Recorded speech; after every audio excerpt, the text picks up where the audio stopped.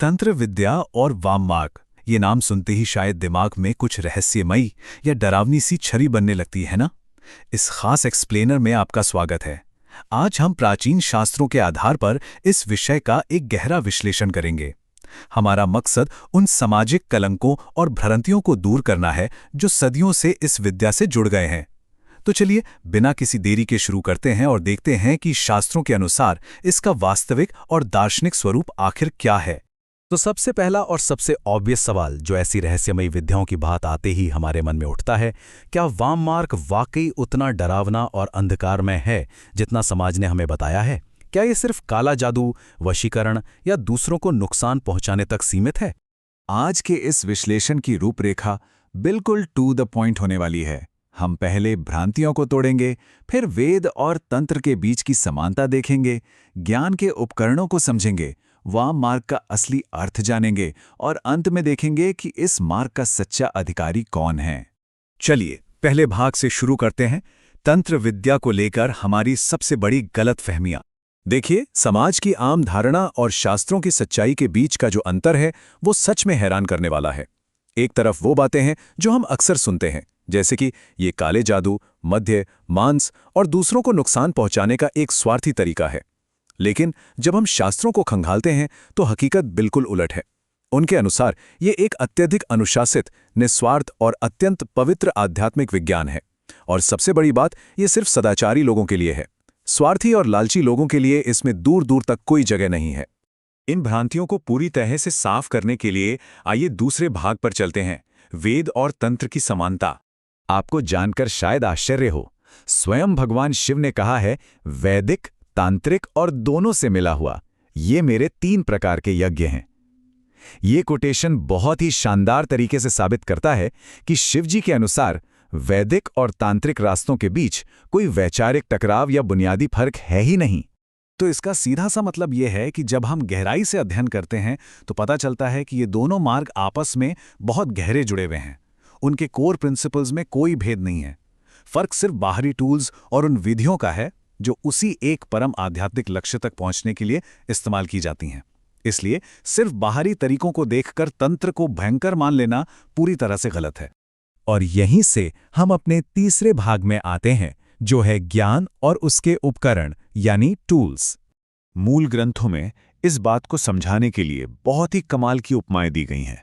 जरा सोचिए, एक सुई है, उसका काम कपड़े सीना है, लेकिन अगर कोई गलत इंसान उसका इस्तेमाल किसी की आंख फोड़ने के लिए करे तो क्या आप सुई को दोष देंगे? बिल्कुल नहीं। या फिर एक बंदूक की ही बात कर लें, एक डाकू के हाथ में वो जानलेवा है, पर वही बंदूक जब एक सैनिक के हाथ में होती है तो वो हमारी रक्षा का टूल बन जाती है। ठीक इसी तरह तंत्र विद्या अगर किसी अयोग्य या स्वार्थी इंसान के हाथ लग जाए तो भयंकर हो सकती है, लेकिन सही हाथों में ये सिर्फ और सिर्फ कल्याण का ही साधन है। अब बढ़ते हैं हमारे चौथे भाग की तरफ, जो इस पूरे एक्सप्लेनर का सबसे बड़ा आई ओपनर होने वाला है, वाम मार्ग का असली अर्थ। आप मानेंगे नहीं, वाम शब्द का अर्थ बिल्कुल भी टेढ़ा या उल्टा नहीं होता।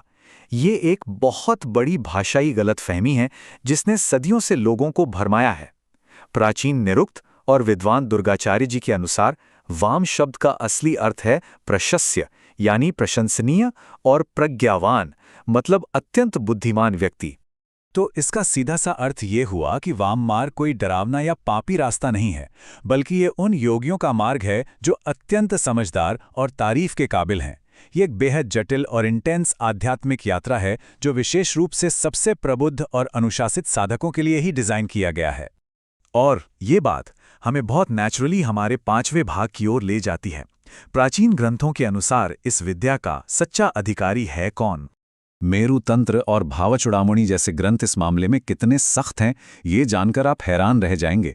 इस रास्ते पर चलने के लिए साधक का चरित्र एकदम बेदाग होना चाहिए, पराये धन और पराई स्त्री से पूरी तरह दूर। उसे जितेंद्रिय होना चाहिए, यानी अपनी इंद्रियों पर उसका पूरा कंट्रोल हो। साथ ही उसे वेदों और शास्त्रों का इतना गहरा जानकार होना चाहिए कि वो तंत्र के इस गुप्त आध्यात्मिक रहस्य का मंथन करके उसे बाहर निकाल सके। पुरश्चर्यार्णव ग्रंथ का ये कोट इस बात को एकदम पक्का कर देता है। इसमें स्पष्ट लिखा है कि एक ऐसा योगी जिसका अपनी इंद्रियों पर पूरा वश है, उसके लिए ये मार्ग सुलभ हो सकता है। लेकिन जो लोग लालची और वासना से भरे हैं, उनके लिए कई जन्म लेने के बाद भी इस मार्ग की असली शक्ति तक पहुंचना पूरी तरह से असंभव है, कोई चांस ही नहीं है। और इसीलिए हमारे छठे और आखिरी भाग में हम उन अयोग्य लोगों के लिए दी गई चेतावनी को देखेंगे जो शॉर्टकट की तलाश में इस रास्ते पर आना चाहते हैं। स्वयं भगवान शिव का एक बहुत ही सख्त श्लोक है, लोलुपों नरकम ब्रजेत, यानी लालची व्यक्ति सीधे नरक में गिरता है। यह हमें एक बहुत ही गहरे और विचारणीय बिंदु पर लाकर खड़ा कर देता है। तंत्र अपनी स्वार्थी इच्छाओं को पूरा करने का कोई शॉर्टकट या जादू टोना नहीं है। ये एक पवित्र अग्नि है जो परम शुद्धता मांगती है। तो आज की इस दुनिया में जहां हर कोई सफलता का कोई ना कोई शॉर्टकट खोज रहा है, क्या हम सच में प्राचीन विज्ञान की इस अत्यंत गहरी, अनुशासित और निस्वार्थ सच्चाई का सामना करने के लिए तैयार हैं?